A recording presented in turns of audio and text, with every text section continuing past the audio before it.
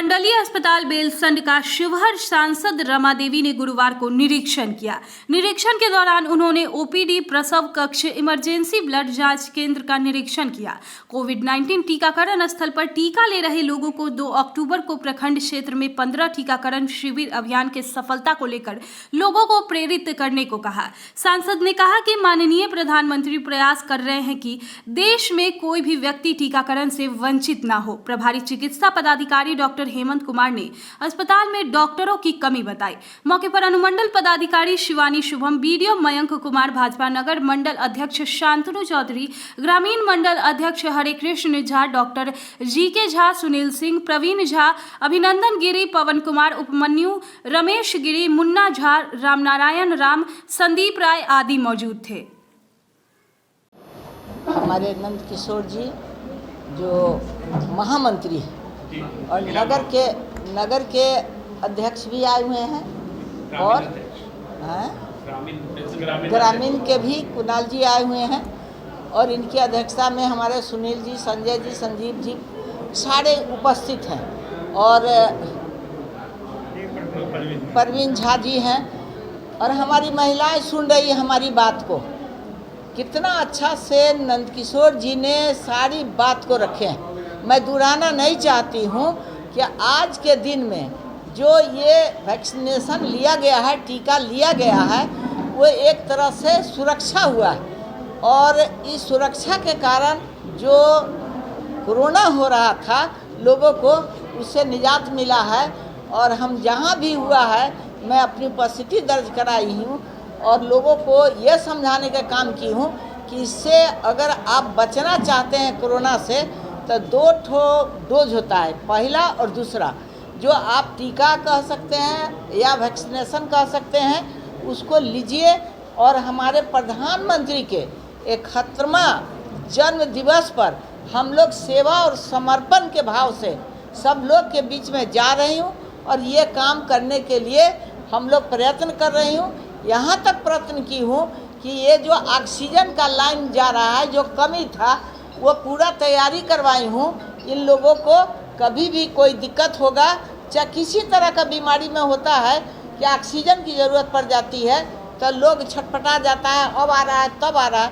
Permanent इस hospital को दिया गया है, ऑक्सीजन पाइप दोहराया गया है और सबको मैं कहती हूँ कि सारे स्थिति को संभालते हुए लोग दुष्प्रचार भी किया।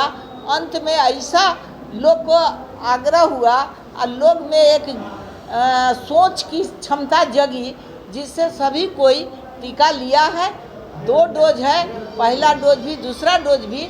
और हमारे माननीय मुख्यमंत्री जी का था कि 1 माह में 1 करोड़ टीकाकरण का पूरे बिहार में ये नारा चला था कि 1 करोड़ वैक्सीनेशन देने का। तो उनका भी बहुत प्रयत्न रहा है, वो भी अपने काम में पूरा जोर लगाकर लोगों को स्वस्थ करने का उपाय किए हैं। आज बड़ी खुशी हो रही है कि महिलाएं घर से निकलकर, हमारे पुरुष वर्ग निकलकर, जाति पाति कुछ नहीं, सभी जाति के लोग ये टीका लिया है और इससे फायदा भी हुआ है। अब तो 18 साल से ऊपर वाले को भी टीकाकरण हो रहा है और 18 साल से नीचे वाले का अभी टीकाकरण होना है, जिसका दवा बन रहा है। और सभी दवा प्रधानमंत्री भारत में ही बनवाए हैं, विदेश से कुछ नहीं लाए हैं। इतना प्रगति हमारे प्रधानमंत्री आदरणीय नरेंद्र मोदी जी के समय में हुआ है और 71वां वर्ष उनका जो जन्मदिन का है उसमें हम लोग सेवा और समर्पण भाव से आप लोगों के पास पहुँचे हैं। पोलियो का भी हम बच्चे को ड्रॉप दिए हैं जो आज जन्म लिया है उस बच्चे। हमारे मतलब आंगनबाड़ी केंद्र, सामुदायिक भवन, इस सब जगह गाड़ी जा ही रहा है, लेकिन हम लोगों को भी जागरूक होकर अपने आप खुद जाकर पहल कर ले लेना चाहिए। ठीक अब मैडम उनको सूचीबद्ध करेंगे और स्थानीय हॉस्पिटल में संपर्क करेंगे। अगर कोई आदमी आने में अस्वस्थ है तो हमारा कोरोना एक्सप्रेस भी जाकर के कोविड वैक्सीनेशन केंद्र जो है तो वहाँ जाकर के टेम्पोरारी वहाँ वैक्सीनेशन केंद्र भी लगा दिया जाएगा और वहाँ सारे लोगों का वैक्सीन हो जाएगा। वो इसलिए भी आवश्यक है कि अगर 60% वैक्सीन नहीं हुआ तो इसके चेन को हम तोड़ नहीं सकें। और दूसरी बात है कि यहाँ इतनी बड़ी भीड़ है, लेकिन फिजिकल डिस्टेंसिंग का कहीं कोई पता नहीं है। बार बार हमारे प्रधानमंत्री जी कहते हैं कि लाख आप वैक्सीन लगा लिए, लेकिन अगर ये डिस्टेंसिंग कुछ दिन मेंटेन नहीं कीजिएगा, मास्क नहीं लगाइएगा, तो फिर इसके चेन को जो है सो रोका नहीं जा सकता है। एक बात और हम कहना चाहेंगे, कभी आप कुछ दिन पहले देख रहे थे, सारे टीवी चैनलों पर चल रहा था, इतने एम्बुलेंस लाइन में है, किसी को ऑक्सीजन नहीं मिल रहा है, बेड नहीं मिल रहा है। ये सब आप लोगों को सुनने को मिला होगा। माननीय प्रधानमंत्री जी के अथक प्रयास से 1 सप्ताह के भीतर सारा प्रॉब्लम सॉल्व हो गया, लेकिन पूरी दुनिया मदद की।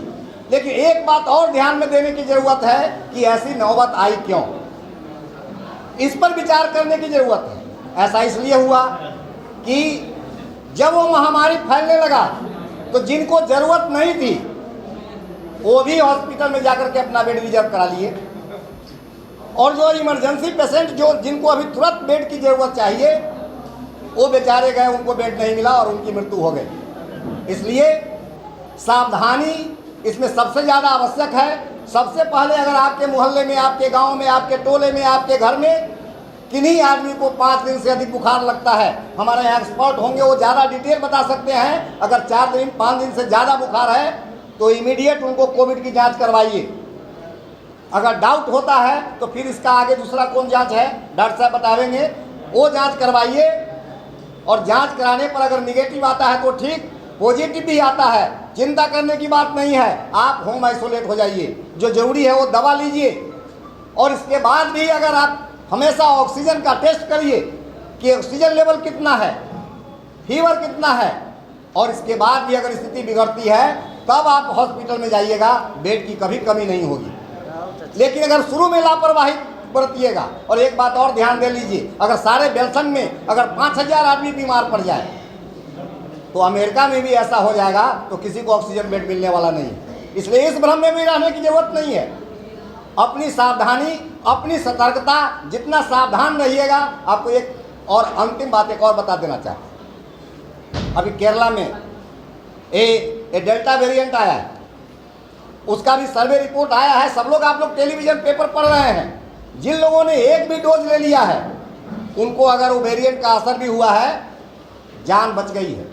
लेकिन जिन्होंने कोई वैक्सीन नहीं लिया है उन्हीं की जान गई है। जो 18,000 आदमी मरे हैं वो सारे के सारे जो वैक्सीन नहीं लिए हुए थे वो मरे हैं। इसलिए भी जरूरी है कि सारे लोग वैक्सीन ले लें, और वैक्सीन के बाद भी